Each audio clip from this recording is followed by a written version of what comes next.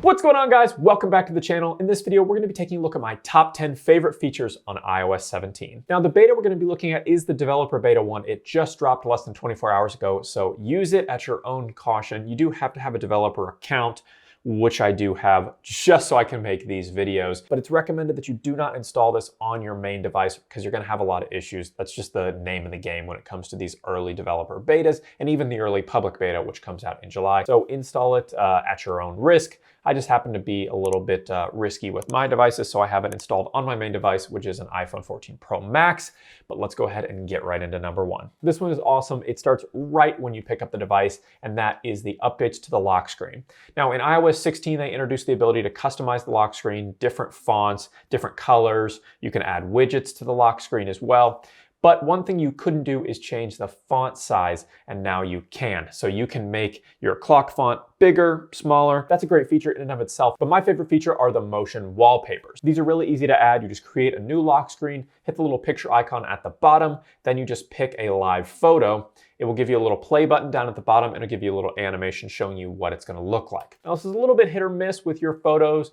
Some of mine worked well, some didn't. I happened to find a really cute one of one of my puppies that works really, really well. But again, your mileage may vary depending on which photo you take. But if you find one that works, it looks fantastic, and I really love this feature. Now, speaking of motion and interaction, number two are the interactive widgets. Now, we've had widgets for a good bit now, but now it bypasses a step. So no longer do you have to click the widget, go into the app, and then interact. You can interact straight with the widget. So if you have things like the music app, play music, play playlists right away. Things like reminders, you can tap the reminders to clear them out. HomeKit devices, which I absolutely love and I use a lot. You can just tap, I can close the blinds, open the garage, turn a light on and off, adjust the thermostat just by tapping the widget. Don't have to go into the home app, don't have to go into Control Center. It's awesome. Now, number three is a little bit controversial, and I know it's gonna ruffle some feathers, but it's the HEYSIRI. No longer do you have to say the hey portion of that. You can simply say, Siri, play some music. Siri, what's the weather like? It's currently cloudy and 82 degrees. The plus side is you can customize it, so you can turn it off completely. You can have the hey portion included, or you can have both the hey portion and then just SIRI by itself. Totally up to you. Now, number four is standby mode. This allows you to use your phone basically as like a bedside clock. So anytime it's in landscape mode, connected to the charger and sitting, so you could have it on like a MagSafe stand, it's going to go into standby mode, which is going to give you a couple different options. There's clocks, calendars. It's pretty basic right now, but I think there will be more and more customization that comes with further releases, and it will become super useful. Now, 5 and 6 could kind of be combined, but they are some of the updates to the Messages app.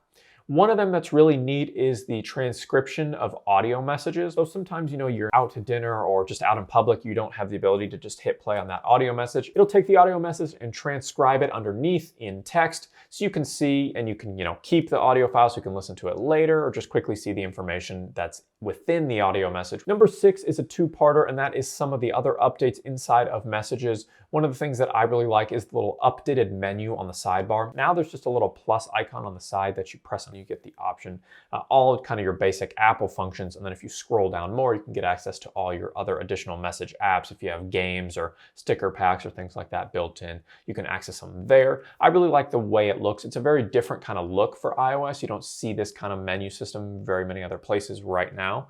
So nice little feature there. Also, you can find the updated stickers in there where you can create live stickers, which are basically little GIFs that you can put on things, or you can create stickers out of any photo by using the little highlight feature where it cuts out images. Now, number 7 is so simple, but it's taken so long to get here and I don't know why, and that is collaborative playlists on Apple Music. You can do this on Spotify for so long, and I have Apple Music and Spotify for that exact reason.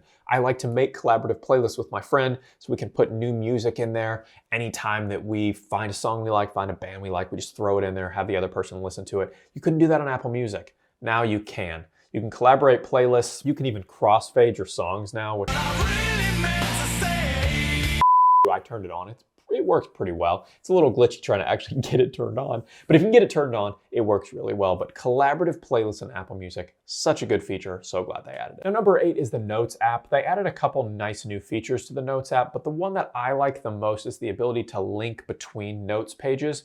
So for example, in our situation specifically, we have a bills page of notes where we keep track of which bill is due, which day, and every time that I go and pay that bill, I check it off so my wife can see that that bill was in fact paid. But within that notes page, we also keep track of things we're trying to pay off. For example, her Apple Watch that I got her. Now, I could create 2 separate pages for that, have just a dedicated bills page and then have a dedicated kind of payment page. And I could link to those pages within each other. So she could easily just click that, it'll take her to a different page. So that's a really nice kind of power user feature. Number 9, I think, is a really important one and something I'm gonna take full advantage of, and that is the mental health portion of the Health app, where you can actually log progress, daily mood, things like that. You can kind of select from these kind of cool artsy shapes and things of what you're feeling at the current time. Check little boxes of like what might be impacting your mood in that way, whether it's family situation, finances, health, things like that.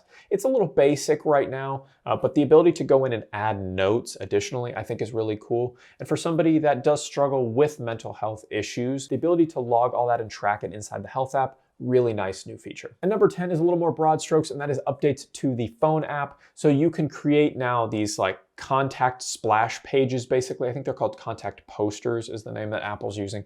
You basically go in, you can add whatever photo you want, you can add your Memoji, you can add your, what you want your contact name to be displayed as. You can kind of customize it to your liking. And then when you share your contact information with somebody, you just basically pick up your phones and like hover them above each other like that, and it will share whatever specific contact info you want to share.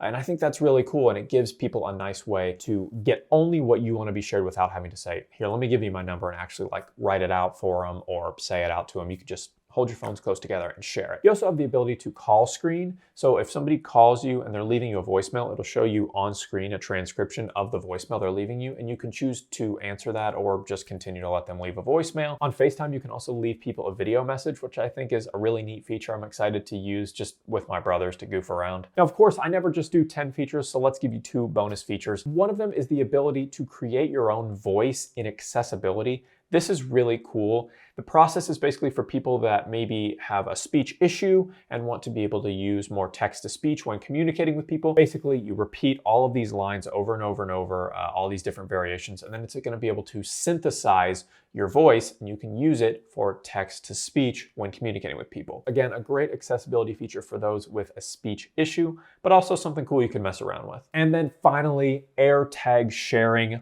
Long time coming. This should have come out 2 years ago when AirTags dropped, but the ability to share specific AirTags. For example, if you have a set of car keys and you put them under your phone and your AirTag, you can now share them with your significant other. Really cool. This was a much needed feature, and I'm so glad they finally added it. So those are some of my favorite features in iOS 17. I hope you all enjoyed the video. Drop a like, leave a comment down below letting me know which one is your favorite, or if I missed one, tell me in the comments down below and I'll be sure to check it out. And don't forget to hit that subscribe button so you don't miss every single new video the second I hit publish.